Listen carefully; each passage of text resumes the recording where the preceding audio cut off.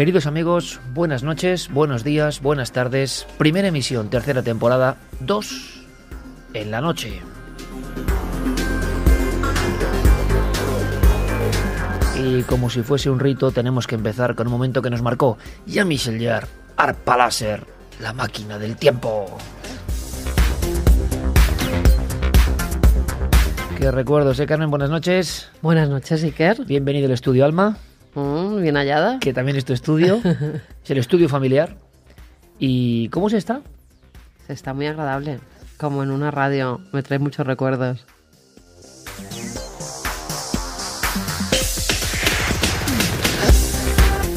Yo lo que quiero es, ante todo, a toda la gran audiencia, gracias por el seguimiento en Radio Set, en iVoox, nuestros amigos de iVoox, que sepáis disculparme porque seguramente esto es una apuesta de largo. Hay mucho que coordinar, tenemos muchos temas que son apasionantes, hay muchos sonidos que tienen que entrar y procuraré estar a la altura. Me refiero a nivel técnico. Vamos a ver si lo logramos. Jean-Michel Jarre, Arpa Láser, 2 en la noche. Protégenos, amigo.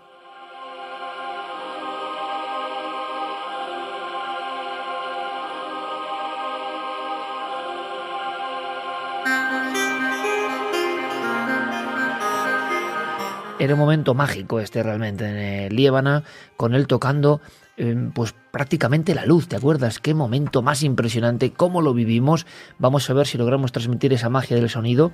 ¿Te escuchas bien? ¿Suenas bien? Sí, yo me escucho muy bien, no sé cómo llegará la gente. ¿Qué quieres decir a toda esa gente que está esperando 2 en la noche, antes de comentar ya? ¿Qué quieres decirles? Bueno, mira, por Twitter estaban, venga, a decir, pero ¿cuándo empezáis? ¿Cuándo 2 en la noche? Está dividida la gente, ¿eh? Hay gente que le gusta más solo Universo Iker y gente que dice que cómo no me tienes aquí todas las noches que hacemos radio. Esto es Betis Sevilla, Lagartijo y Frascuelo. Bueno, lo que quieras. La España siempre se divide en 2. Chipichó.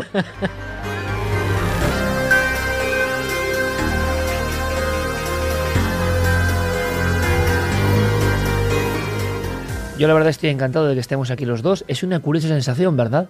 Es una curiosa sensación porque todo esto donde estamos, hasta la luz, nos recuerda nuestros momentos de pura radio. Y yo espero que vosotros os enganchéis de la misma forma. Venga, ¿nos zambullimos en la información? Vamos con ella.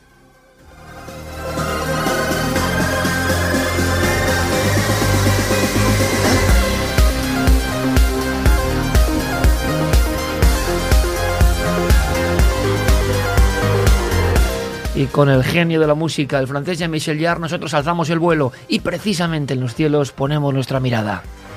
¿Por qué? Porque parece que ellos han vuelto.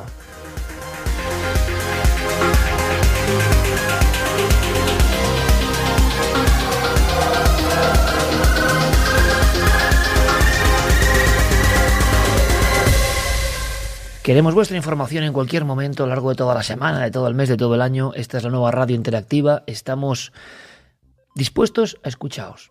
¿Por qué? Porque realmente podéis aportar datos, por ejemplo, de luces que nos han llegado en España en los últimos tiempos. Siempre ocurren.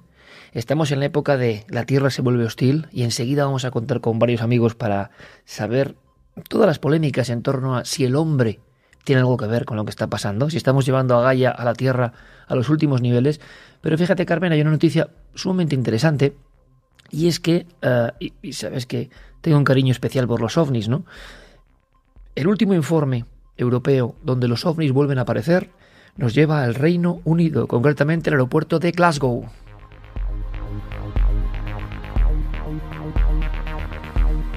Y en homenaje ponemos First Lights.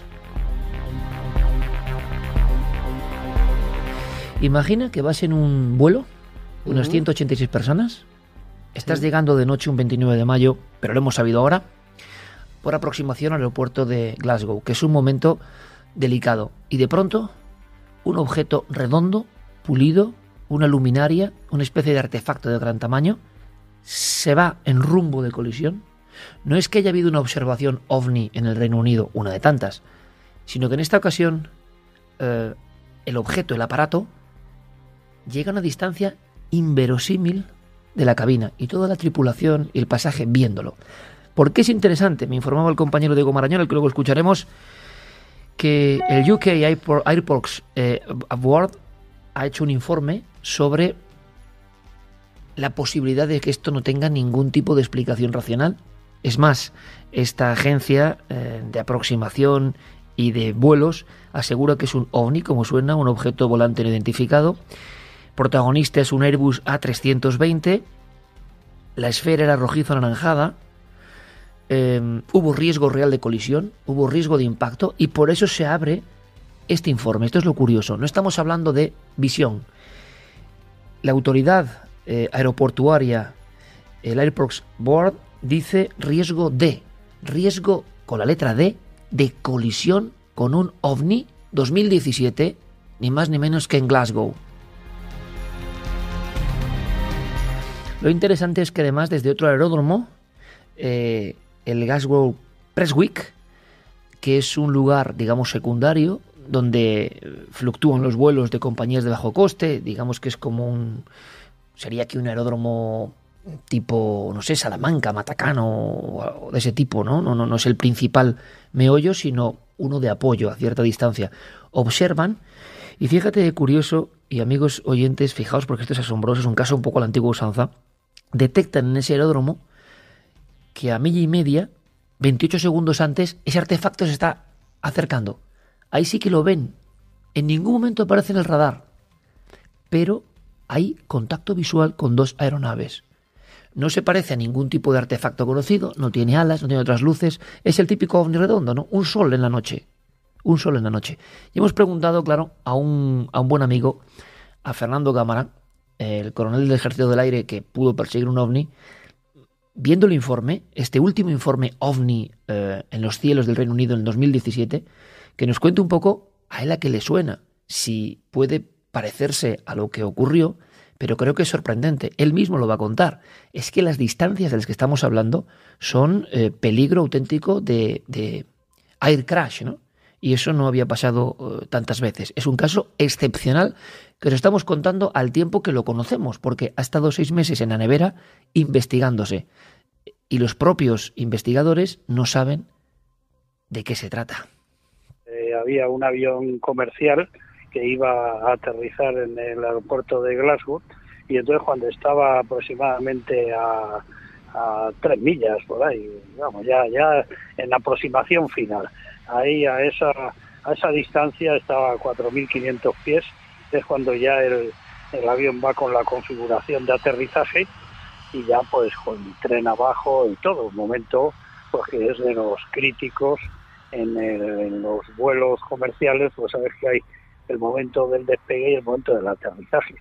Y entonces pues ahí pronto una luz naranja que le venía de frente y en rumbo de colisión con él, y entonces ahí pues parece ser que no tuvo tiempo de reaccionar, porque es que ahí el tiempo de reacción, el avión va normalmente con el piloto automático siguiendo la senda del ILS y poco puede reaccionar.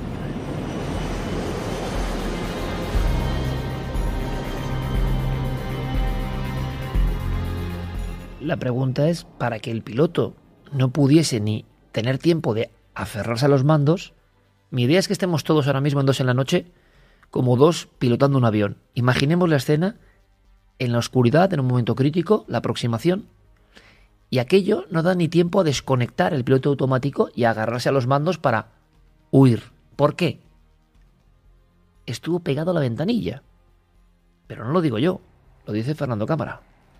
Le pasó, pues, según dicen en la información esta que ha salido, pues entre 100 y 200 pies, que son nada, son entre 20 y 30 metros, que eso no es nada.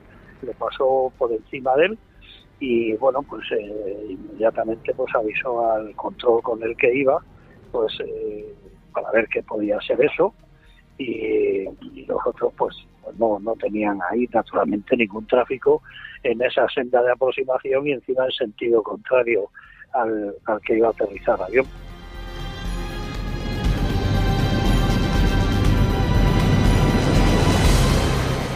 Estamos hablando de un caso tan próximo que sorprende, porque los últimos que conozcamos siempre han sido a distancias de comodidad. Por eso en el informe aparece riesgo de posibilidad de choque. No sé, esto me parece como de sinceramente, de otra época.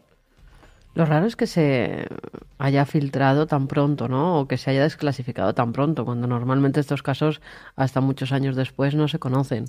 El por qué, no lo sé. No sé si ha sido una filtración mientras se hacía la investigación, si ha sido alguien del aeropuerto, si ha sido el propio piloto, no lo sé, pero no es lo normal, no es lo lógico. Normalmente conocemos estos casos después de muchísimos años y siempre suelen dar una explicación. Todo el mundo pensará en un dron. Me imagino que habrán descartado esa posibilidad, porque también es cierto que hay mucho gracioso, que ahora se pone cerca de los aeropuertos, igual que hacían con el láser, que pudo provocar muchos accidentes, el láser para despistar, para cegar a los pilotos, que menuda gracia, cerca de los aeropuertos. Ahora lo están haciendo también con drones. Bueno, era un dron, me imagino que lo habrán descartado, que si no aparecía en el radar es que no puede ser un elemento aéreo conocido, porque si no aparecería.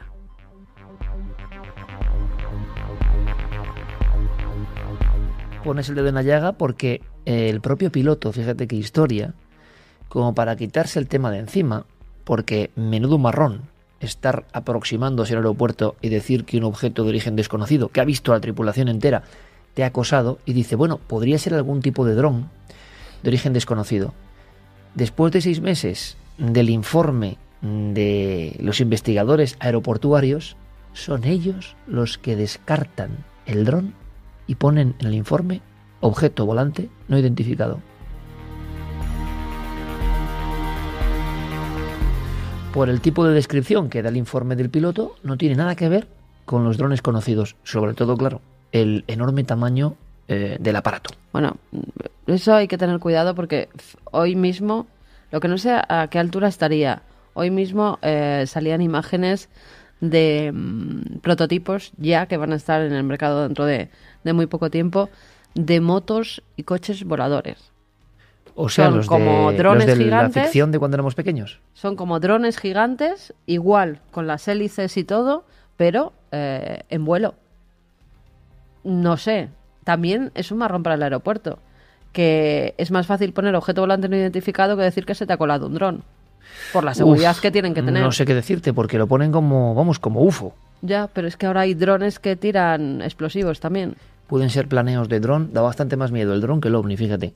En este momento, si el dron es de un gracioso, pero de esa dimensión, y Ni queriendo siquiera de un estrellarlo gracioso, contra... ¿no? Es que parece que es Que alguien... las gracias yo no sé dónde se las Claro, sacan. pero te quiero decir que da la impresión de que quería quizá provocar un accidente.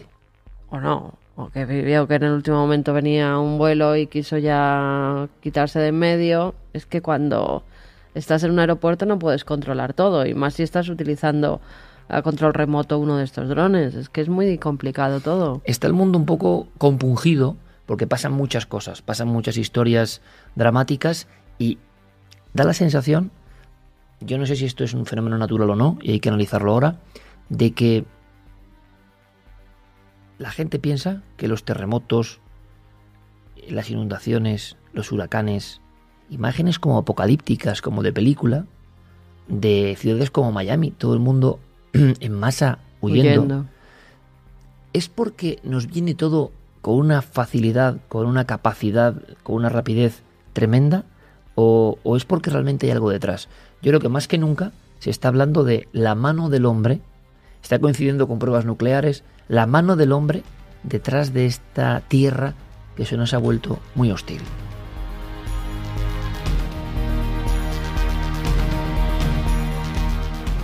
Muchas personas escriben al programa Cuarto Milenio y a estos programas, ¿verdad? Y tú vas filtrando esa información y hay que decirlo, se ve enseguida. Parte del público y parte importante utiliza palabras como HAARP, utiliza palabras como Climagate, geoingeniería, como que hay una tramoya donde se está manejando algo y estamos cargándonos el sistema en el que la Tierra ha vivido miles de millones de años. Eso tú lo percibes, ¿no? A nivel popular. Sí, no solo a nivel popular, sino también en los medios. Hace pocos días que estábamos presentando en la Plaza de Colón el nuevo canal, o sea, la nueva temporada del canal de 4. Muchos de los periodistas que estaban allí, que nos hicieron muchísimas entrevistas, lo preguntaban. Oye, todo esto que está pasando, que se está diciendo, ¿es la mano del hombre? ¿Son los propios periodistas? Los propios periodistas, cuando nunca se habían interesado por esas cosas, pero parece que está en el ambiente, ¿no? ¿Ha pasado siempre esto?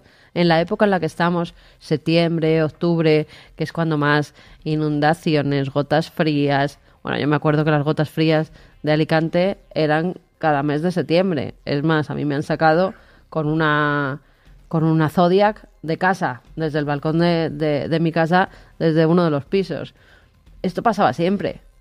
Ahora nos enteramos a nivel mundial más rápido y entonces le damos el valor de que es el hombre el que está interactuando o está haciendo algo para provocar esto, o realmente es la Tierra la que está pues, con ciclos en los que siempre ha habido este tipo de huracanes, terremotos. Son las dos posibilidades, ¿no? Y es la gente la que se baraja entre esos dos, aunque hay mucha gente que piensa que se está manipulando algo. Bueno, pues yo creo que es un momento perfecto porque está pasando ahora mismo para que hagamos una tertulia. Bien. Un primer debate.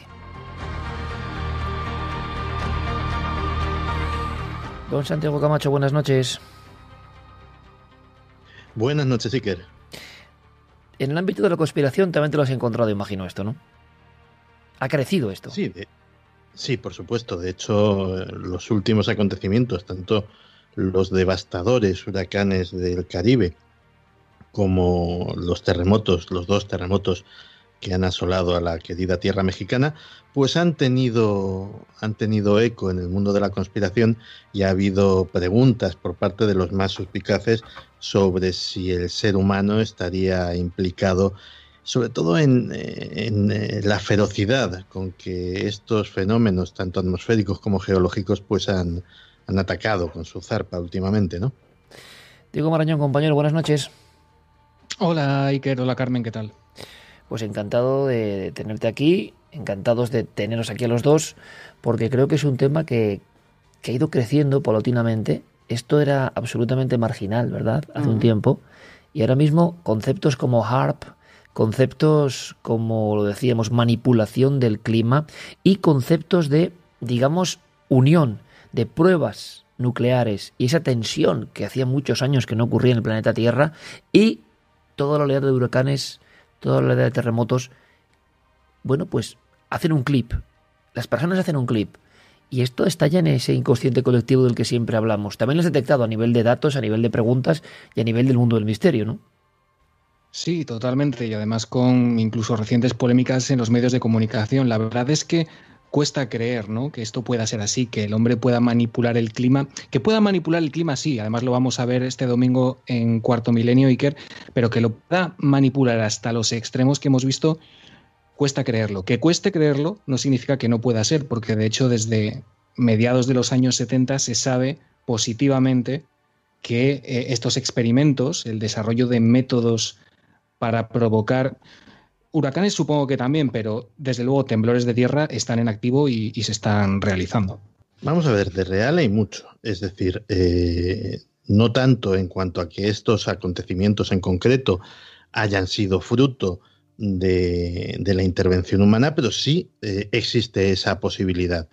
En el ámbito de los terremotos, por ejemplo, no hay que olvidar que la capacidad del ser humano para provocar terremotos es muchísimo mayor de la que nos imaginamos.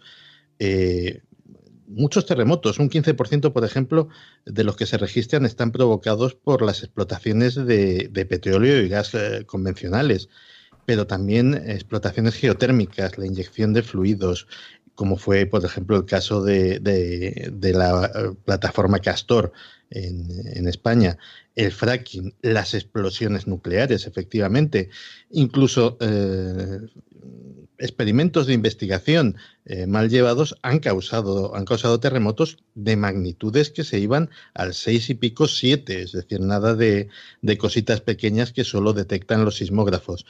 Y en cuanto a los huracanes o otro tipo de efectos climatológicos, el ser humano tiene la tecnología para modificar el clima también mucho más de lo que se imagina la gente. Por ejemplo, en la guerra de Vietnam se llevó a cabo la llamada Operación Popeye, que consistió en alargar artificialmente la temporada de monzones en Vietnam. ¿Para qué? Para que la ruta de abastecimiento del Vietcong, la famosa ruta Ho Chi Minh, quedase inundada, quedase encharcada. A fin de cuentas era un camino de barro que pues quedase convertido en un barrizal y perturbar de esta manera las comunicaciones de los norvietnamitas.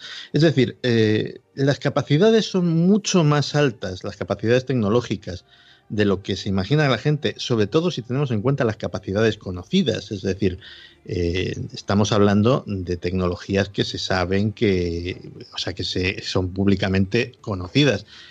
No quiero hablar de tecnologías secretas o que se muevan en el ámbito militar y que por tanto pues no tenemos ni idea de qué grado de desarrollo tienen.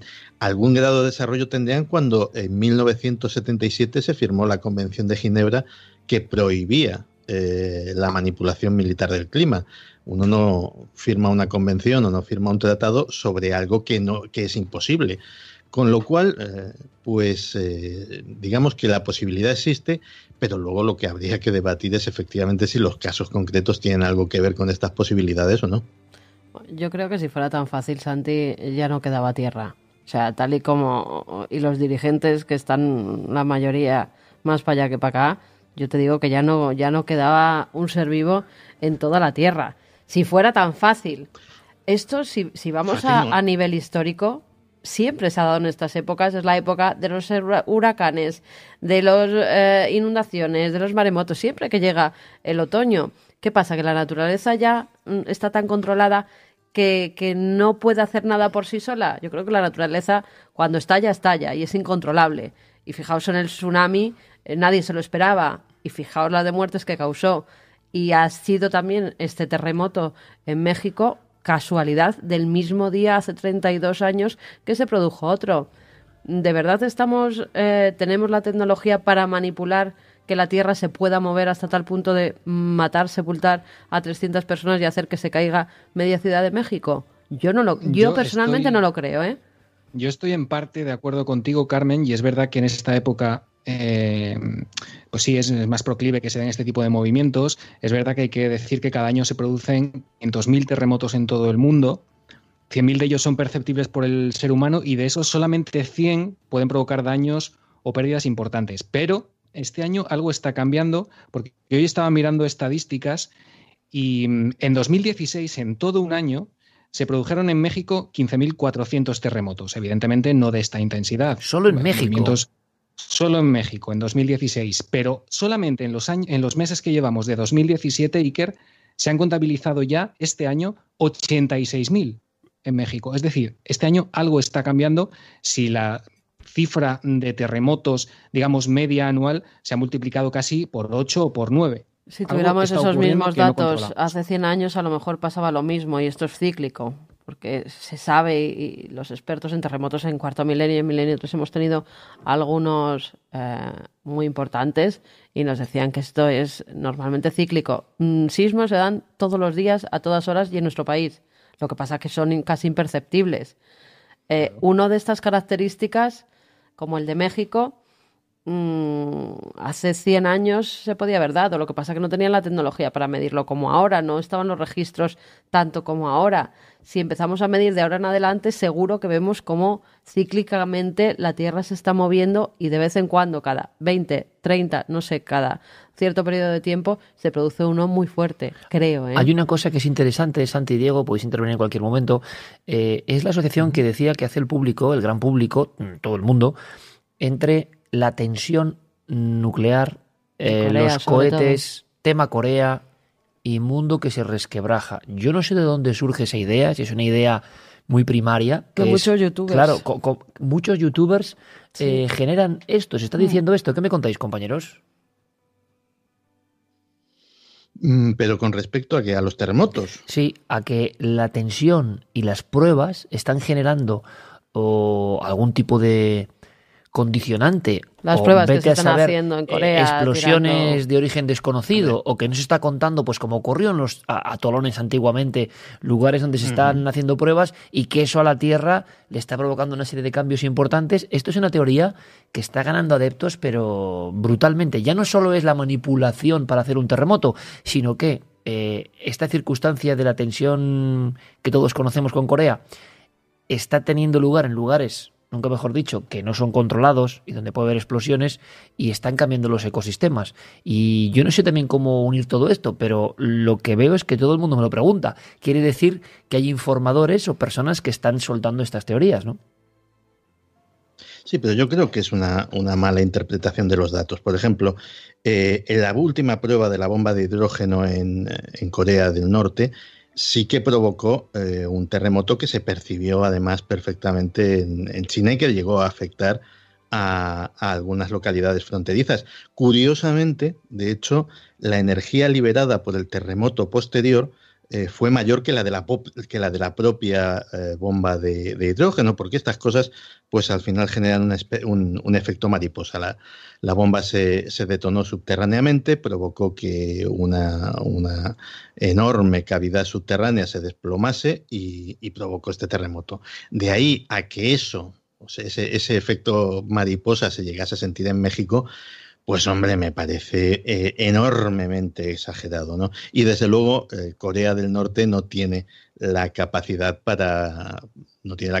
bélica como tienen o como tendrían Estados Unidos y Rusia para provocar un tsunami o un terremoto en territorio extranjero. Y si claro, teniendo esa capacidad, claro, sí. ¿Cómo no iban a acabar con el de Corea del Norte? ¿Sabes? Y en manos de Trump. O sea, lo hubiera tirado ya. Estoy completamente de acuerdo con Santi. Yo creo que lo que está ocurriendo en Corea, la tensión nuclear, evidentemente no la podemos hacer responsable de lo ocurrido en México, que más que probablemente, con casi total seguridad, sea una casualidad y tocó porque tenía que tocar. Pero las sospechas, desde luego, de que las pruebas nucleares tienen mucho que ver con los movimientos sísmicos no son de ahora tampoco. Hace ya unos años, si lo recordáis, en 2008 hubo un terremoto pues muy considerable en Sichuan, en China, que alcanzó, creo que fueron 8 grados en la escala Richter y que acabó con la vida de 70.000 personas. En aquel momento se habló de exactamente esto mismo. ¿Por qué? Porque había varias cosas que llevaban a la sospecha, ¿no? Se dice que muchos testigos vieron justo antes del terremoto como una pequeña explosión, como un destello en la lejanía, que algunos, después de lo que ocurrió, interpretaron como la posible explosión de una bomba nuclear, ¿no? Pero no solamente el destello, es que en toda el área más afectada por el terremoto, estamos hablando de un perímetro de casi 2 kilómetros y medio de largo, aparecieron esparcidas por toda esa zona pequeños fragmentos, estoy hablando de miles y miles de fragmentos de hormigón de entre 20 y 50 centímetros. No sería extraño si esos fragmentos viniesen de algún tipo de edificio que se había caído con el temblor, pero es que en ese área en concreto donde aparecieron no había ningún tipo de estructura. ¿Qué quiere decir? Muchos interpretaron que todos esos fragmentitos de hormigón provenían de una estructura subterránea que probablemente había sido utilizada para detonar algún tipo de bomba. Porque además se sabe que el ejército chino dispone de al menos un centro de investigación nuclear en ese área, en el área que fue más afectada en 2008 en Sichuan. Así que, desde luego, o eran las luces de terremoto que dicen los especialistas, ¿no? Claro. Que son las placas tectónicas al rozar cuando se libera una energía tal que hace que se produzca como una explosión, una llamarada, o la gente lo interpreta así. Incluso lo han relacionado con ovnis, con extraterrestres. Siempre que hay un terremoto y salen esas luces, se les suele relacionar con, o anteriormente o posteriormente, con nos visitan los extraterrestres y nos están alertando de que estamos haciendo daño a la Tierra. O sea, claro, hay tantas teorías ahora de youtubers que relacionan y hacen un mejunje con todo, porque yo he llegado a oír los terremotos, los tsunamis, los huracanes, más el fin del mundo, más Corea, todo mezclado, un poquito de agitación y ala, lo suelto en las redes. Y la gente se queda con lo que se queda. Tienen todos hechos un lío, incluso los periodistas que citábamos el otro día, que nos preguntaban, ¿pero esto tiene relación con el fin del mundo? ¿Todas estas cosas nos van a llevar a que se acabe por fin? Pues oye, no. Como diría Santi Camacho, es una tortilla paisana, ¿no? Totalmente.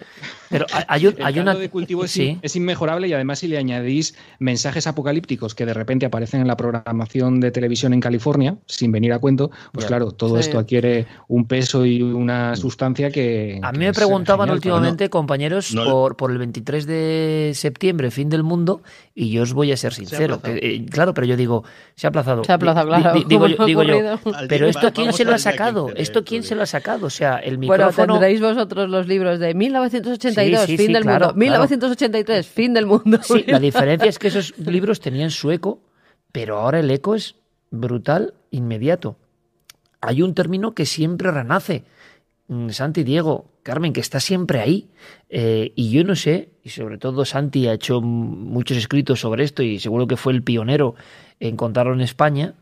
El tema de HAARP vuelve a aparecer, me lo preguntan, vuelve a surgir, está en el caldo de cultivo global. HAARP como parte de todo esto que está pasando. O sea, HAARP no va a morir jamás. Yo no sé hoy en día si, por ejemplo, Santi, tú como uno de los iniciadores de poner HAARP como elemento diana o elemento de sospecha, ¿te arrepientes un poco de lo que dijiste? ¿Crees que realmente no hay tanto secreto? ¿O que sí que lo hay, pero no llega a este nivel de culpar a HAARP de casi todo, ¿no? Claro, sí, claro que hay algo secreto. De hecho, HAARP, cuando empezó era una instalación única. Ahora mismo hay 26 calentadores ionosféricos en diferentes partes del mundo. Rusia, Alemania, prácticamente todos los países que tienen un poco de relevancia en el ámbito internacional tienen uno o varios, como el caso de Estados Unidos o Rusia. Para algo servirán, aparte de simplemente la especulación de que sirven para investigación científica. Para tanto, yo personalmente no lo creo. O sea, creo que tendríamos que estar hablando más de cosas del orden de comunicación con submarinos nucleares a altas profundidades, donde las ondas de radio normalmente no llegan, radares más allá del horizonte o cosas semejantes, cosas, digámoslo así, mucho menos glamurosas de las que se le achacan. Que las instalaciones de este tipo son interesantes, muchísimo. Que seguramente se está experimentando tecnologías secretas en ellas, prácticamente el 100% de posibilidades de que así sea. Que esas tecnologías sean tan de película apocalíptica, pues eso ya es la parte que no me acabo de creer. Luego, curiosamente, habría que decir al público que nos sigue dándose la noche en Universo Iker, que no se pierdan Cuarto Milenio. La investigación de Nacho Navarro me parece sensacional, con Paco Pérez Caballero. Puedo dar algunas pistas, no puedo adelantar mucho, pero como siempre, ¿no? En la cercanía, no en el concepto global al mismo tiempo muy atractivo. Los americanos manejan el clima, los japoneses, los coreanos, los chinos tienen tecnología. Bien, esto va a enganchar enseguida y el público es normal, ¿no? Le parece fascinante. No es tan fascinante que en los campos de Aragón o de Soria se esté manejando el clima desde hace mucho tiempo y como hacían los antiguos espantatormentas, solo que ahora con cohetes de granizo y evitando las nubes y realmente modificando la posibilidad de que haya una tormenta. Aquello de la leyenda urbana de los pilotos con avionetas ladronas de nubes, eso os puedo decir que el domingo ya no es leyenda urbana, o sea, eso es una realidad. Y voy a adelantar dos cosas, pero creo que es importante y me gustaría que el público viese el programa.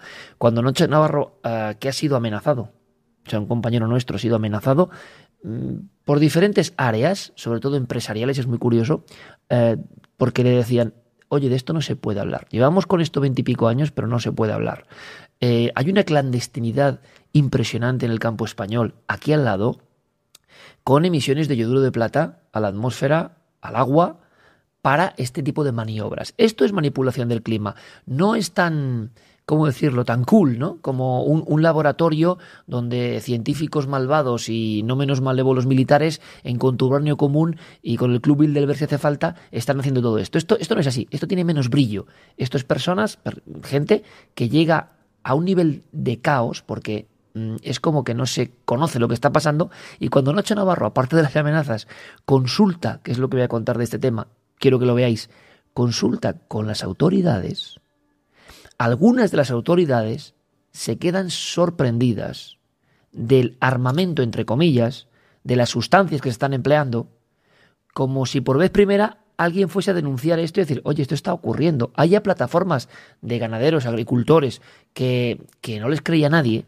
¿Quién está secando nuestros campos? Por ejemplo, es una de ellas, que les oyes y parecía eso, testimonios de ovnis, ¿no? Es más, en la prensa todo esto se acoplaba a ovnis, misterios, sí, la avioneta fantasma, y resulta que es verdad. Y que esa manipulación del clima tan local puede generar muchos problemas, porque estamos hablando de hebras de yoduro que van al agua, a embalses de donde beben poblaciones. Ojo, y que no se ha medido, no se ha investigado porque oficialmente no existe. Voy a lo que voy.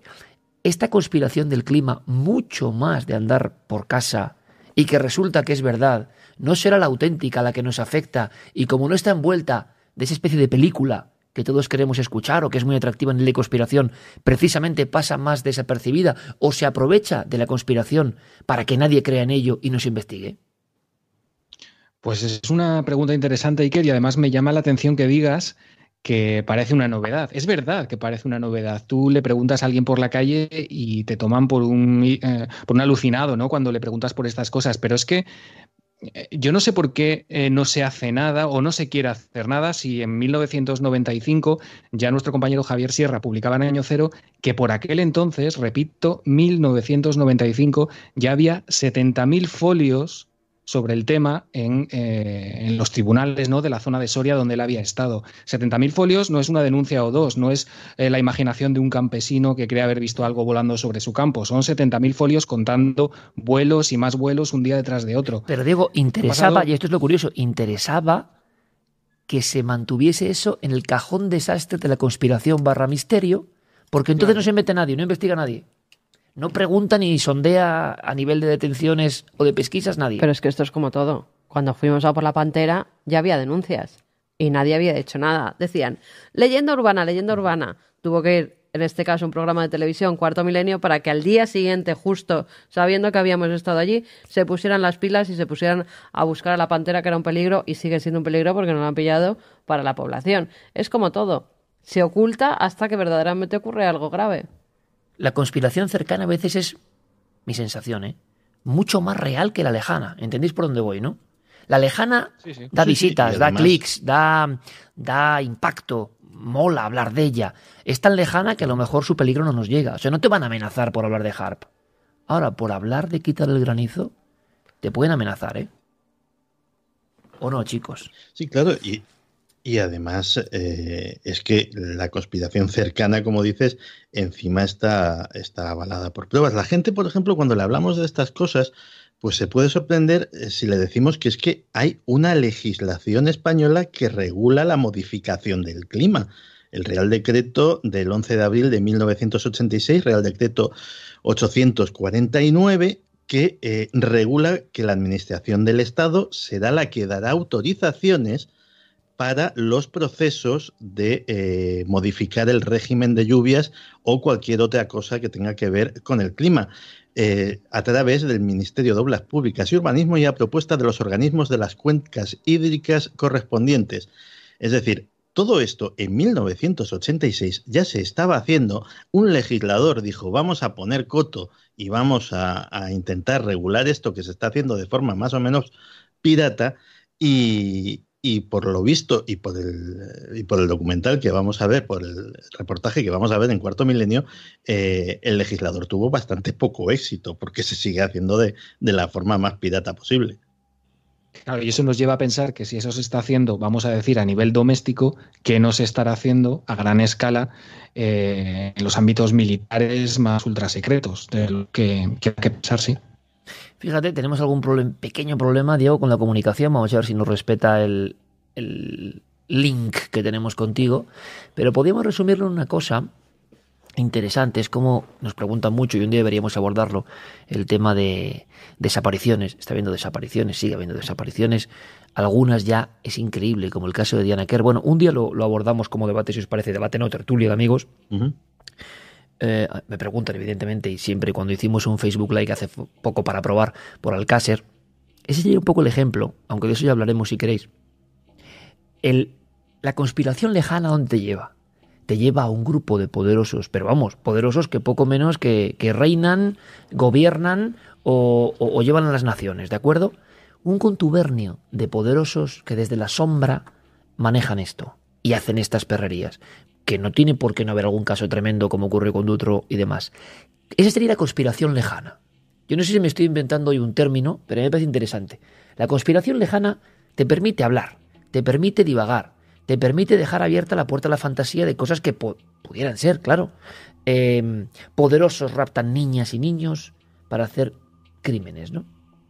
Es una idea colectiva desde la antigüedad esa. O sea, pero que también ha pasado. Ha pasado. Pero vamos a caso, lo que te quiero decir, vamos a un caso concreto y allí, no voy a decir un delirio de grandeza, que yo no sé qué pasa, pero los más poderosos, pongamos club no sé qué o Illuminati, hacen esto. Y sin embargo, a mí me da la sensación personal, que la conspiración más local, conspiración lejana versus conspiración cercana. La cercana es los empresarios de la zona, que no son un contubernio de poderosísimos que manejan el mundo, pero bueno, son personas concretas que hacen esas aberraciones o que cometen esos actos en los diferentes casos, y que precisamente esto tiene menos glamour. No cambies el mundo descubriendo esto, pero esa sordidez más cercana es la misma de los que rompen las nubes en Ágreda, en Soria, en Aragón, y nadie hace ni caso, porque la mayoría de la atención está buscando HAARP en Alaska, pensando que hay máquinas de protones no sé qué, B, para hacer... Y eso es como... ¿Entendéis? A veces pienso que es como una engañifa. Es como mantener a muchas mentes alejadas con una fantasía que nunca se va a poder demostrar. Y mientras tanto, por debajo, la conspiración cercana te está machacando de verdad. En lo cotidiano. Pero si hablas de lo de allí, de lo de Alaska, no te da problemas. Si hablas de lo de aquí, que lo tienes al lado, claro, es cuando te da problemas. Por eso la gente de lo de aquí no habla. Prefiere callarse porque quien sabe la realidad... Mira, hay muchas cosas. Y en el campo, además, las subvenciones que dan para el campo, la Comunidad Económica Europea. ¿A quién le interesa que llueva y a quién le interesa que no llueva? Depende del cultivo que tengan. Si tienen menos cosecha, entonces lo que tenían que sacar... Mi familia ha tenido tierras y campo toda la vida y entonces se sabe perfectamente cuando las subvenciones te las dan porque la cosecha ha sido malísima, pero te dan cierta forma para que puedas recosechar otra vez. Todo eso es una millonada y para la gente que vive del campo es muy importante. Con lo cual, si pueden tirar un cohetito y que llueva o que no llueva, se quedan tan panchos.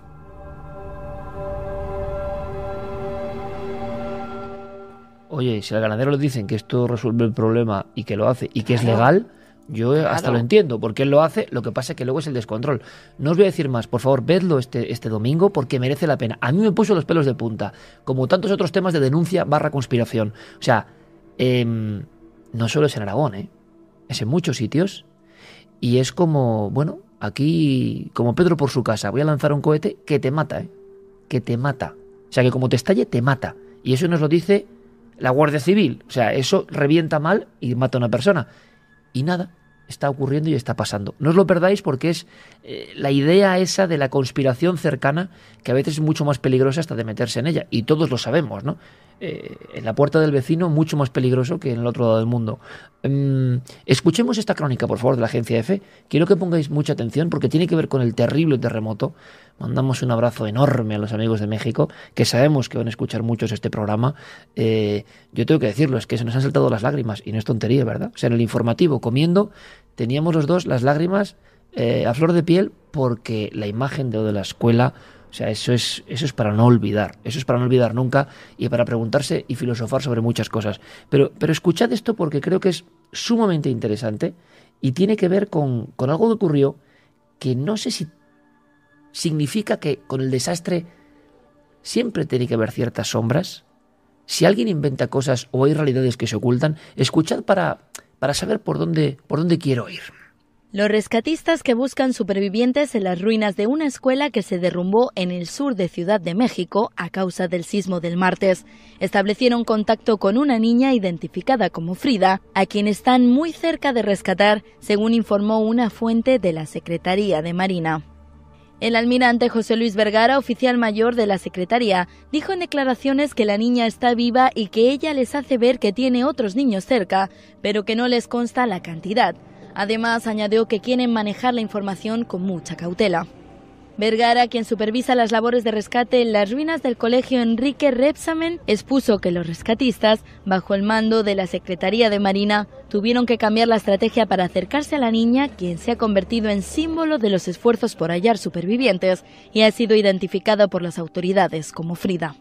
Además, detalló que los trabajadores ahora están tratando de llegar a la menor desde arriba, después de romper una losa, si bien se mantiene otro acceso desde donde también procurarán alcanzarla. Precisó que los rescatistas están unos 3,5 metros por encima de Frida, quien se encuentra bajo una mesa de granito, y todo indica que eso...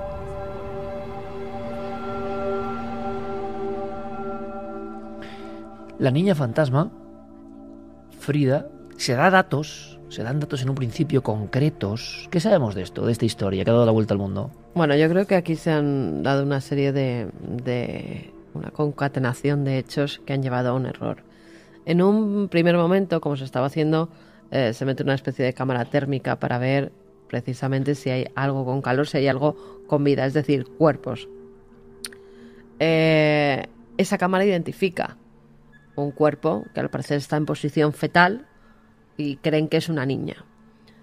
A raíz de eso, hay un rescatista que es el que se estaba metiendo por los huecos más pequeños porque es de pequeña estatura y muy delgado, y entonces podía tener acceso a los huecos donde ninguno de los otros voluntarios entraban. Y él asegura haber escuchado la voz de una niña. Una niña que, según le pregunta, dice que se llama Frida Sofía.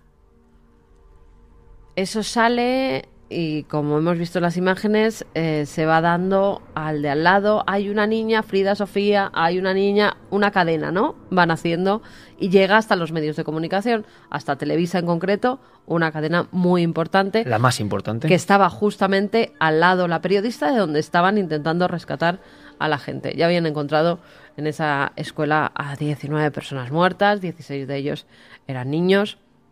19 de ellos eran niños, había 26 personas, 19 eran niños y se creía que esta era otra niña. Lo que pasa es que son una serie de datos que luego no se sabe muy bien de dónde han salido. Al parecer esa niña dice que está debajo de una mesa de mármol, que estaba en lo que llaman la sala inglesa, que se ha guarnecido ahí y que cree que hay unos compañeros suyos también muy cerca. Esa información no se sabe de dónde sale. Es decir, los militares, la Armada, los que están allí dicen que no saben cómo se ha dado esa información, si han sido los medios de comunicación a los que le echan la culpa, quien han explotado una historia 24 horas. En total fueron 36 horas de rescate a una niña fantasma, una niña que no existía. No se sabe muy bien si el explotar esa historia es culpa de los medios de comunicación, que ya te digo, minuto a minuto estaban diciendo lo que pasaban allí, si se estaban acercando, si metían una manguera con agua para dar de beber a Frida. O sea, era como el caso de Omaira, que por desgracia era real. Exacto. Pero con una niña fantasma, nunca mejor dicho, porque o nunca ha existido, pero claro, se convirtió en el gran tema del terremoto de México. Sí, las además, personas estaban minuto a minuto, no nos extraña, velando por la vida de esa niña que nunca se llegaba a ella. Además, los rescatistas, delante de las cámaras y grabados por las cámaras, dicen: la niña no llora, no grita, ni se desespera. Pero sí que aseguran que han oído su voz y que decía: tengo sed, estoy bien, no se tarden. Hasta ahí. Después de todo esto, cuando no logran dar con esa supuesta niña, por una cosa, no hay padres que estén diciendo que hay una niña todavía que no han encontrado. Todos los niños de ese colegio estaban identificados, o bien muertos, o bien en hospitales, o bien en sus casas. Era una niña que no tenía que estar allí, que nadie reclama, que los propios profesores dicen que con ese nombre no tienen a ninguna alumna. ¿Y entonces cuál es la solución a este enigma? ¿Qué ha pasado? La solución, te lo decía al principio, una concatenación de errores que han llevado, muchos dicen, a una histeria colectiva por querer rescatar a niños, a niños que pudieran quedar allí, porque estamos hablando de la presión también de los medios de comunicación en un colegio de niños de muy corta edad y que ya habían sacado bastantes cadáveres. Sí, las escenas que se vivían eran terribles. Contagio psíquico, que es un misterio alucinante. También hay otra cosa, y no es casualidad. Justamente en ese colegio hay una perra que se llama Frida. Por eso mucha gente cree que pudieron oír el nombre de Frida, de su cuidador, y que por algún conducto se pudo salir la voz y el que estaba rescatando a la gente creer que era una niña que decía que se llamaba Frida, pero cuando en realidad se estaban llamando a la perrita. Pero las personas que afirman haber escuchado la voz de la niña, ¿se reafirman en ello? No, ya han desaparecido. Ya. Cuando están rescatando a gente, yo lo entiendo, Yo me también. imagino que encontrando lo que se encuentra en estos casos, cuando encima son cuerpos de niños pequeños. O sea, el shock emocional que tienen que tener esos rescatistas es brutal. Si encima interpretan que han oído una voz o creen que han escuchado a una niña que pide ayuda, yo creo que se monta una histeria que de verdad ellos creen que están escuchando esa voz, ¿eh? No creo que haya sido con mala intención. Diego, lo alucinante es que esto ya había ocurrido y el mismo día, ¿no? Exactamente, el mismo día, pero hace justo 32 años. Fue el 19 de septiembre de 1985. Aquel día hubo un grandísimo terremoto en México que causó más de 10.000 muertos en la costa de Michoacán, provocó la caída de cientos de casas y edificios, y en una de esas casas que se cayó se dijo que estaba atrapado un pequeño llamado Luis Ramón Navarrete, que pasaría a la historia con el sobrenombre de Monchito. ¿Quién era Monchito? Pues Monchito era un niño de 9 años al que buscaron durante 22 días de búsqueda. Lo buscaron rescatistas, lo buscaron bomberos, a la zona se llegó hasta una santera de Michoacán.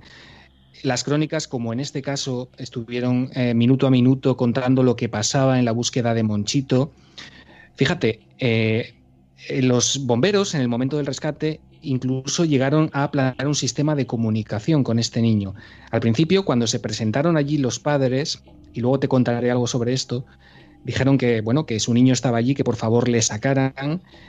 Los bomberos, los rescatistas, le dijeron, si es un adulto quien está aquí, porque notaban ruido, que dé un golpe, si es un niño, que dé 2 golpes. Se escucharon 2 golpes y a partir de ahí comenzó la búsqueda, como te digo, durante 22 días. Evidentemente, Monchito nunca apareció. Es un calco exacto del caso que ha pasado con Frida. Dime si no es curioso. ¿Y qué pasó? Sí, ¿qué pasó? Se dieron en aquel momento 3 hipótesis sobre lo que podría haber pasado con este chico, con este niño. Se dijo en algunos medios que Monchito jamás había existido y que habría sido una treta de los padres para que en realidad las labores de desescombro se aceleraran y así poder conseguir una caja fuerte que se supone que tenía ciertas riquezas. Se dijo también, como en este caso y tal y como nos contaba Carmen, que había sido un episodio de histeria colectiva entre el equipo de rescate, pero también se acusó a los medios de comunicación. ¿En qué sentido? En que dijeron que todo esto había sido una especie de cortina de humo para que la gente estuviese entretenida y así la labor, la respuesta del gobierno, que había sido bastante cuestionable en este caso, se tardó bastante en actuar, no fuese el tema de conversación entre el pueblo, ¿no? Que hubiese algo que los mantuviese entretenidos durante aquellos días. Una buena historia emocionante, ¿no, Diego? Para tener a todo el mundo, como ha pasado ahora con este caso de Frida, aunque sean circunstancias diferentes. Lo curioso es que 32 años después no sepamos la realidad del tema. Es decir, los padres, como en este caso, también desaparecieron, no se volvió a saber nada de la familia de este chico, nadie supo qué había pasado, si estaba en esa casa, si no estaba, si había existido, si no. Es todo un absoluto misterio que, desde luego, todos los medios de comunicación, y especialmente los de México, se han apresurado a recordar en estos días. Oye, pero es un tema,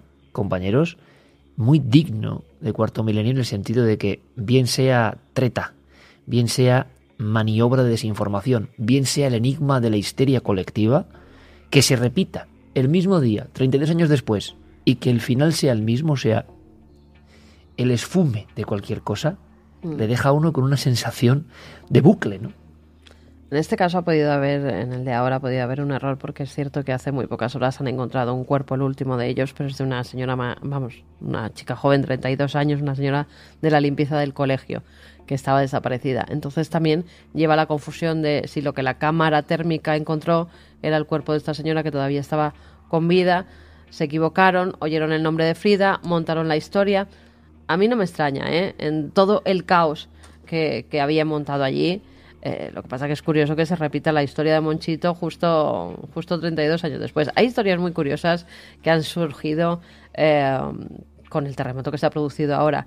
Estaba la de un chico que justo fue rescatado del hospital que se vino abajo. Hubo un hospital en México que en el terremoto del 85 se vino completamente abajo. Bueno, su madre le acababa de dar a luz, tenía 4 días de vida y el cuerpo de su madre fue el que le protegió. Incluso dicen que él mismo, como si fuera un cachorro de un animal, pudo sobrevivir gracias a engancharse al pecho de la madre cuando ésta ya estaba muerta y poder beber la leche del pecho. Bueno, fue rescatado con 4 días de vida. Los médicos no se lo explicaban, le llamaban el niño milagro del terremoto de México de 1985 porque sus familiares día a día iban a dinamitar ya lo que quedaba del hospital y día a día se oponían porque aseguraban que ese niño estaba con vida y que lo tenían que rescatar. Y efectivamente lo encontraron deshidratado.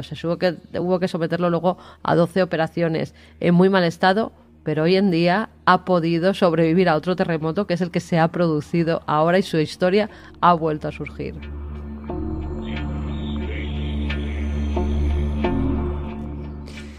El mundo es una sorpresa, el mundo es un bucle que a veces nos deja sin palabras.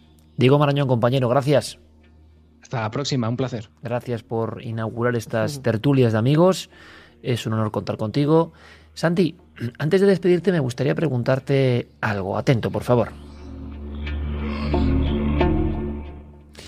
Tú que has estado en la zona de la antigua Unión Soviética, tú que has pasado por zonas muy especiales, anímicamente especiales, me contabas que no te extrañaba el shock que había, por ejemplo, en torno a Kiev.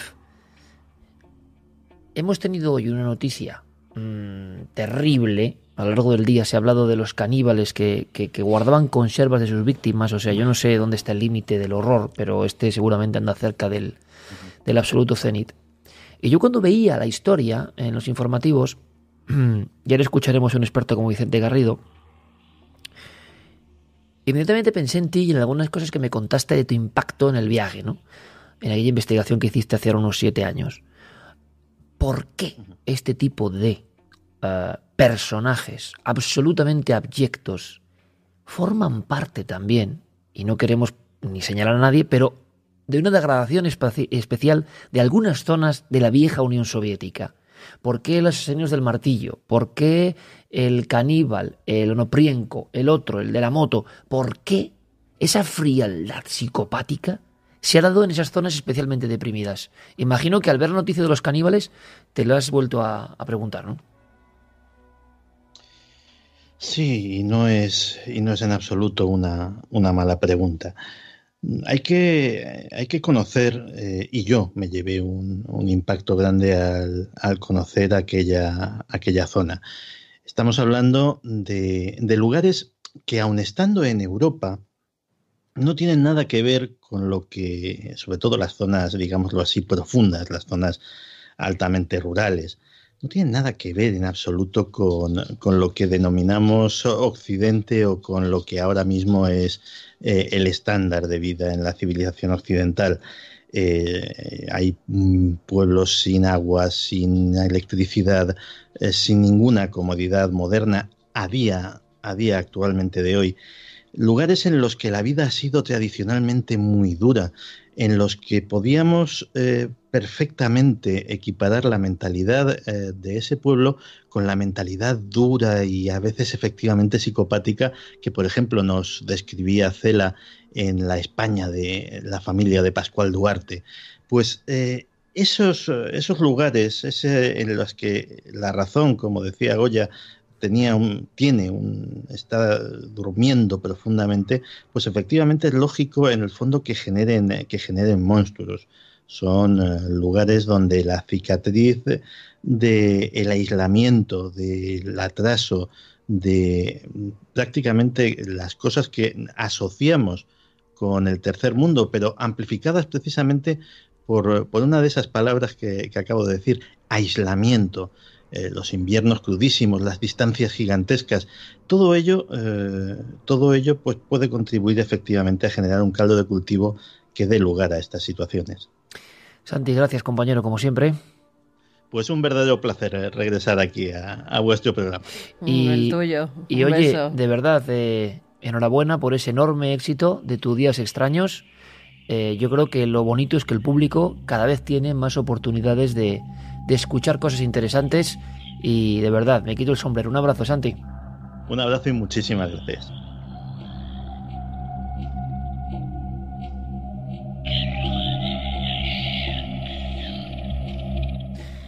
Y es que cuando uno cree que ha escuchado lo más horrible ya,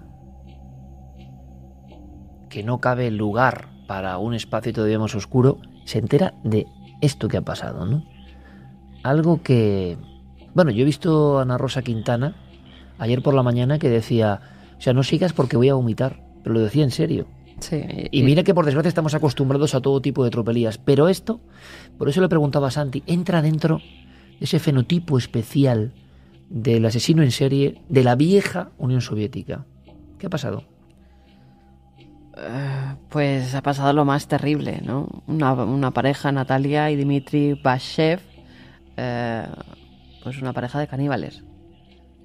Se los ha descubierto por un simple hecho. Él había perdido su teléfono móvil y en ese teléfono móvil había fotografías de lo que se dedicaban a hacer, entre otras cosas, y están saliendo ahora a la luz. Yo, por desgracia, he visto una fotografía que no tenía por qué ver porque me parece demasiado fuerte. ¿La están sacando a la luz en los medios? Sí. Han sacado además ya terrible, filmaciones de sus apartamentos, del apartamento donde vivían, una especie de apartahotel dentro de una academia militar donde ellos habían trabajado. ¿Dentro de una academia militar? Sí, como anexo a una academia militar donde pues hay anexos una serie de hoteles, apartahoteles para la gente que trabaja allí. Ellos habían sido trabajadores, él se había encargado de parte de la limpieza y ella en la enfermería. Decían además que era una pareja muy conflictiva. Ella tenía muchos problemas con el alcohol, estaba siempre bebida, por eso la echaron de ese centro de enfermería que tenía dentro de la academia. Él al parecer había sido un chico conflictivo siempre, sus padres lo habían abandonado, eran drogadictos, lo habían abandonado en un orfanato y lo había adoptado una pareja que siempre tuvo muchísimos problemas desde niño con él. Fue cogido en distintos robos, se lo llevaba al reformatorio, se lo volvía a llevar a la familia que lo había adoptado, robaba a la familia que lo había adoptado, se metía en drogas, bueno, de todo. Un niño muy conflictivo. Y conoce a Natalia, a la que es ahora su mujer, siendo menor de edad. Son matrimonio. Su matrimonio. Lo conoce siendo, ella es 4 años mayor que él, lo conoce siendo menor de edad y lo cuida hasta que cumple la mayoría de edad y entonces se casa con él. Pero teniendo 17 años, creen en 1999 que es cuando cometen el primer asesinato y el primer acto de canibalismo. Siempre dicen que la posesión que tiene ella sobre él es la que ha llevado a esta pareja a cometer tales actos. Se cree que hay 30 personas muertas, despedazadas y comidas. Pero lo que es todavía más terrible es que con esa carne hacían conservas. Y esas conservas, muchos de los militares que estaban en ese centro las han comido.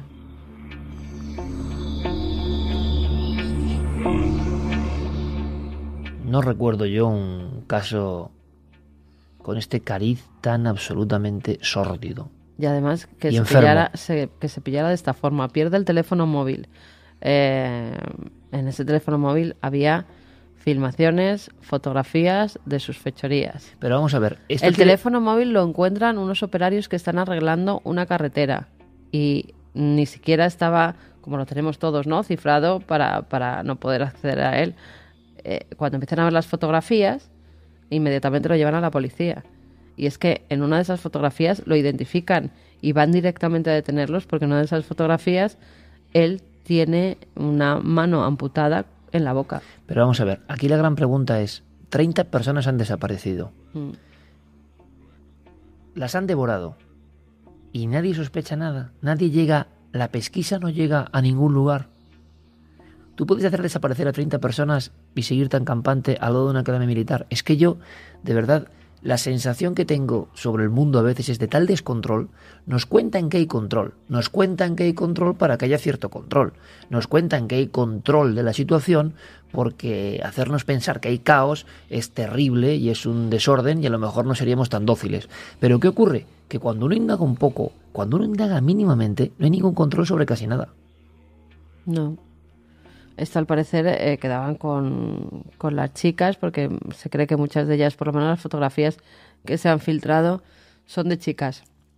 Y se cree que quedaban con ellas a través de páginas de citas, de estas páginas a través de internet que hay, quedaban con ellas y luego pues las asesinaban, las dormían, porque al parecer ya se está diciendo que claro, siempre olía muy mal allí, alrededor de... Nadie dice nada, de nadie su llama a la apartamento, policía, nadie sospecha. eran muy conflictivos, no dejaban a nadie entrar en esas estancias, claro, ¿cómo iban a dejarlos? ¿Tú te acuerdas de ese loco que tenía, que desenterraba mujeres y las tenía todas? Pues también soviético, ex-soviético. Pues un poco la sordidez del apartamento, lo mismo, todo tirado, fotografías por todas partes, una peluca rubia de repente en una estantería. Gente enferma que bueno, pues nadie se da cuenta, nadie revisa, nadie hace nada. Porque yo no sé si es políticamente incorrecto decirlo, pero nadie hace nada con la salud mental muchas veces, bueno, nadie. Espérate, que los primeros informes dicen que no están locos, ¿eh? Bueno, pues, que sabían perfectamente lo que hacían. Sí que eran malos, ¿no? Psicópatas. Y era una escalada tremenda que había llegado a ese nivel, ¿no? Pero bueno, la fotografía que te decía, que es que no quería ni ver, es tremenda. Es como se sirve normalmente en algunos sitios un cochinillo, pero con una persona, una cabeza. Tremendo. O sea, es que no quiero ni recordarlo. Vamos a preguntar a Vicente Garrido, que es una eminencia y que ha tocado este tipo de casos. Yo no sé si durante tanto tiempo, y una pareja, y muchos matrimonios que se han convertido en asesinos en serie, como una prueba, un acto de amor o de enfermedad. Recordamos algunos casos incluso de personas que tenían enterradas en Francia y en Inglaterra en su jardín a niños, ¿te acuerdas? 9 niños. Ellos ya han identificado a 7 cuerpos, porque han dicho dónde estaban los restos de 7 personas. Ahora se espera encontrar a las 23 siguientes. ¿Por qué en este lugar, con esta incidencia? Yo recuerdo un caso, esto es muy desagradable, pero acabo de pasar, y la obligación de Dos en la Noche es contar lo que ocurre con este tinte nuestro, ¿no? En Pakistán hubo 2 hermanos, las imágenes eran tremendas, cogidos como alimañas, y con aspecto de alimañas, y que llevaban no sé cuánto tiempo siendo caníbales. Y dices, bueno, pero si todo el mundo aseguran que la carne humana precisamente no debe ser ninguna exquisitez, ¿no? Pero es como un acto terrible de asesinato, como puede ser la violación o la necrofilia. Vicente Garrido lo hemos querido preguntar porque esto da mucho miedo. ¿Puede ser un caso aislado? Claro, sí, puede ser un caso aislado, pero la sensación es la misma que decíamos antes, el descontrol. La vida se ha ido convirtiendo en microespacios y la vida cada vez es más solitaria, cada vez más conectada, pero solitaria en sus actos sociales, reales y físicos. Y entonces nadie sabe lo que pasa en la pared de al lado y nadie dice nada, nadie quiere molestar, nadie quiere... Y a veces pasan estas cosas terribles.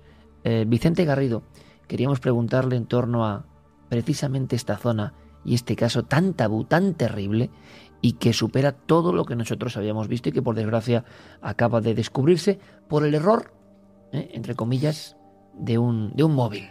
Yo creo que lo importante de esta noticia es el planteamiento del canibalismo dentro del asesinato serial. Realmente nosotros ya sabemos que, aunque es un porcentaje pequeño, en la historia del asesinato en serie ha habido un porcentaje de asesinos caníbales. Y en los últimos tiempos el canibalismo se ha acentuado en las regiones rusas, probablemente como consecuencia de la desintegración del bloque soviético, el terrible problema de alcoholismo que hay ahí y las condiciones muy precarias en las que vive mucha gente, ¿no? En las inmensas tierras rusas. Pero siempre ha habido caníbales, asesinos en serie. Lo que ocurre es que es un porcentaje pequeño, ¿verdad? Probablemente un 5 o un 10%, según los estudios, han comido, algunos de los asesinos en serie han comido a sus víctimas. Lo alucinante, como pasa muchas veces, es que algunos vecinos hablaban de que eran personas más o menos normales, dentro de su anormalidad. Bueno, normales del todo no eran, ¿eh? Ya, pero parece ser que el vecindario entonces también era bastante conflictivo y bastante lumpen.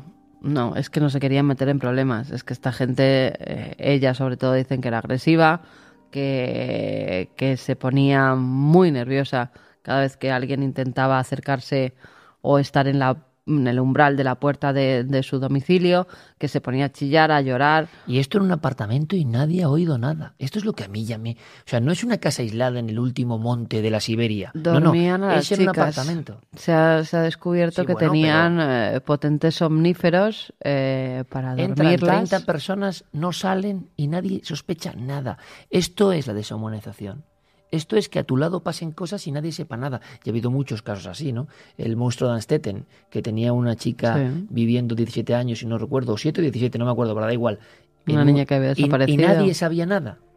Sí, pero es que había hecho un búnker donde no se oía absolutamente nada. Claro, pero la Claro, es que lo sensación hacen de que nadie se quiere meter en líos, ¿no? La excesiva individualización. Claro, pero tú ves pues, entrar y genera salir esto. de casa de tus vecinos a chicos y chicas y dices, joder, pues estos es que pues continuamente conocen a gente o se traen a... Tampoco estás pendiente de si la chica o el chico salen, ¿no? No vas a estar detrás de la mirilla todo el tiempo.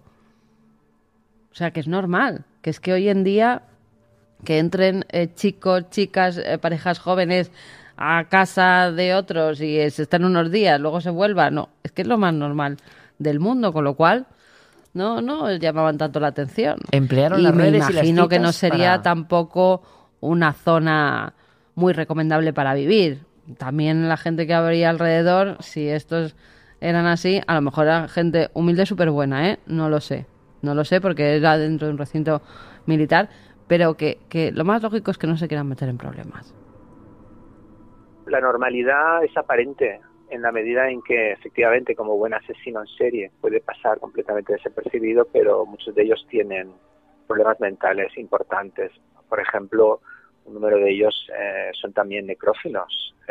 La necrofilia aumenta en el asesinato en serie si está asociado al canibalismo. Y estos dos aspectos, la necrofilia y el canibalismo, en el caso de los asesinos en serie, aumentan las probabilidades de la perturbación mental. Y no es extraño encontrar pues asesinos en serie caníbales y necrófilos que además tienen graves problemas mentales como delirios, psicosis inducidas también por abuso del alcohol, en ocasiones graves problemas de depresión, episodios maníacos.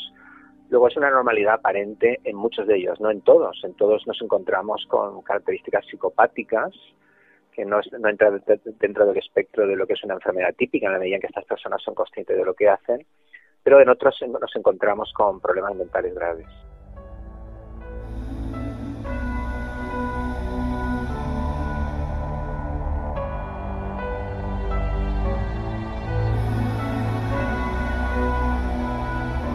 I've seen the world, done it all, had my cake now. Diamonds brilliant and Bel-Air now. Hot summer nights, mid-July, when you and I were forever wild. The crazy days, city lights, the way you'd play with me like a child. Will you still love me when I'm no longer? Y a pesar de eso hacemos un esfuerzo por creer en la luz del mundo, ¿no? Por creer que todavía queda mucha gente buena, pero da miedo, ¿no? Estos cazadores de humanos que utilizaban las citas, esta impunidad y luego esta especie de silencio global, ¿no? O de poder actuar con esta aparente tranquilidad y tener el regodeo, como hemos tenido en casos terribles en España, el descuartizador de Pioz, de hacerse selfies y fotografías como si fuera una parte que, si os dais cuenta, amigos, tiene mucho que ver con el hedonismo, ¿no? El hedonismo y el hacer cosas cada vez más prohibidas, como en una escalada terrible, pero siempre con la individualidad, es decir, con el egoísmo extremo, con la destrucción de la otra persona, pero además siempre regodeándose, ¿no? Este tipo de criminales, hay que decirlo, han aumentado en el mundo en los últimos años y forman parte de este mundo global, rápido, y donde la fama, aunque sea por ser un maldito asesino, pues se persigue, ¿no?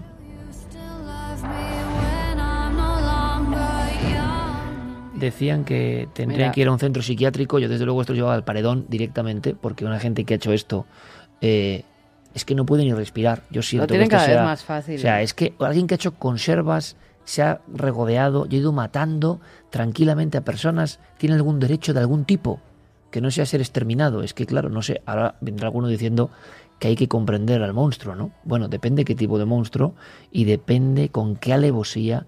Y casi nadie se acuerda de esas personas, ¿no? Muchas veces cuando se analiza un caso, se analiza la historia, incluso la infancia del asesino, pero no de las víctimas, ¿no? Las víctimas, como decíamos, son olvidadas.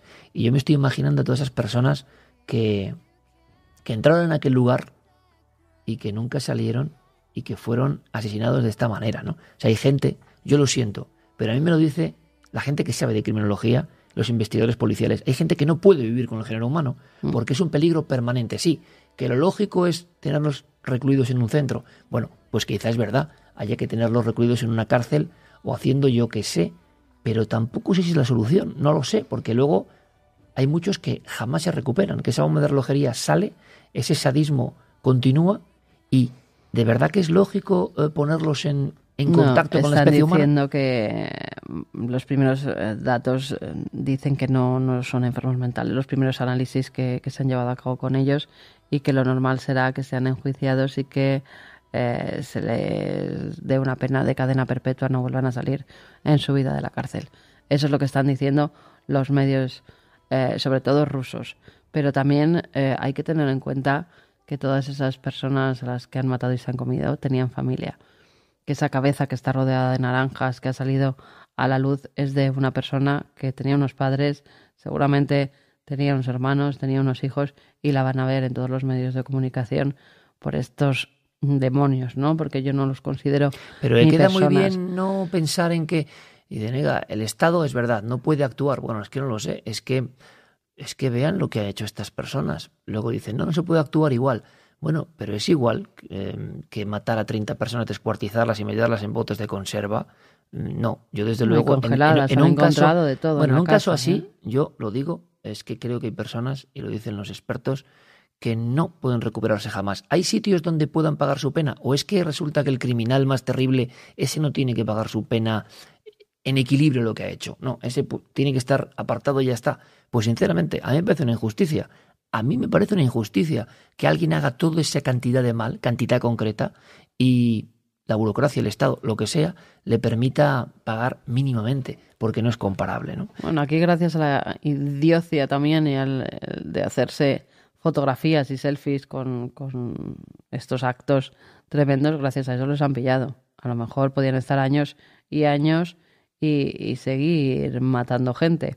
Fíjate, ¿hasta qué punto llega lo de que decías hace un momento de tener un minuto de fama por un vídeo, por una hazaña, por subirte al rascacielos más alto y estar en el bordillo y hacerte el selfie? La última ha sido uno que se ha dejado morder por una mamba negra, una serpiente, para retransmitir en directo, a través, no sé si de Facebook Live o de no sé cuántos, su muerte. Fíjate hasta dónde lleva la gilipollez, porque esto ya no tiene otro nombre. ¿Dónde vamos a llegar con esto? ¿Qué quiere la gente? Pero si se ha muerto delante de todo el mundo, nada.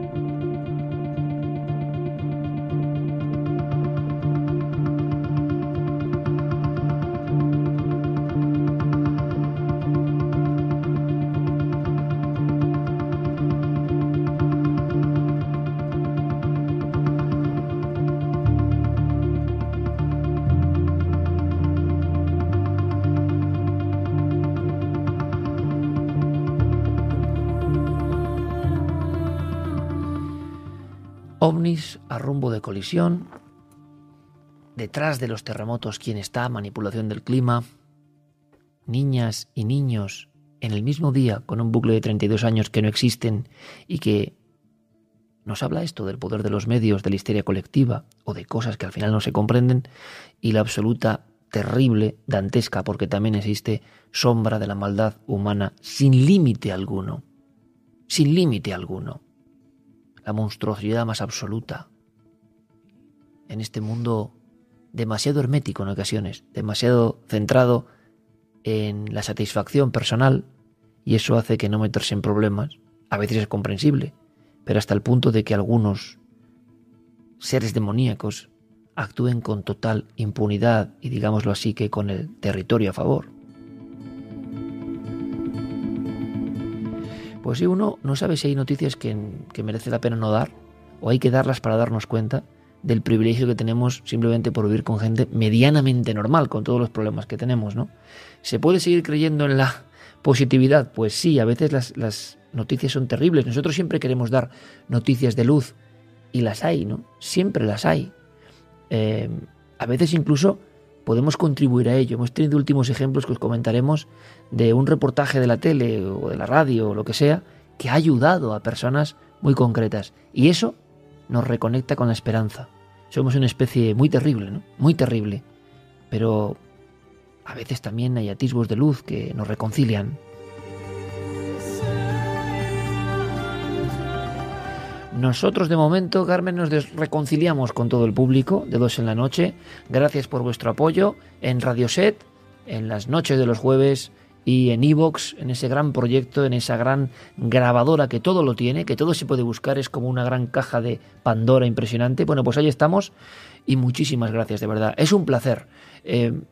Buscaremos la información, la actualidad, la tertulia, si os parece, y por favor, si queréis que el equipo, que irá variando, es el equipo clásico, pero tendremos también invitados, por supuesto, debatamos sobre temas concretos o metamos el dedo en la llaga, pues estamos dispuestos. Ha sido un placer, el reencuentro, de verdad, no es sencillo a nivel técnico, yo os pido de nuevo disculpas, iré haciéndome un poco con los mandos, son muchas teclas al mismo tiempo, os lo aseguro, y en fin, solo el entusiasmo nos empuja. No tantas. Bueno, pero te que tienes no? que hacer con ellas. Bueno. Tienes que aprender a pilotar esta nueva nave. Sí, esta nave viene con full equip y hay que estar muy preparado, así que, y atento a 20.000 cosas. Yo lo que os quiero agradecer es que sigáis ahí, con todos nosotros, no solo en Universo Iker, sino en este desdoblamiento o bilocación con personalidad propia que es 2 en la noche. Que ha sido un placer. Igualmente. Semana. A ver si la semana que viene o las próximas me pone Retromundo. Esta no, que no se me ha quedado el cuerpo con estas noticias como para ¿Es verdad? bailar ni cantar nada. Lo haremos. Pero el Retromundo a mí me gustaba, por lo menos me iba a dormir con una sonrisa. Bueno, pues si tenéis temas que queréis que abordemos también de ese tipo, estamos dispuestos. Ha sido un placer.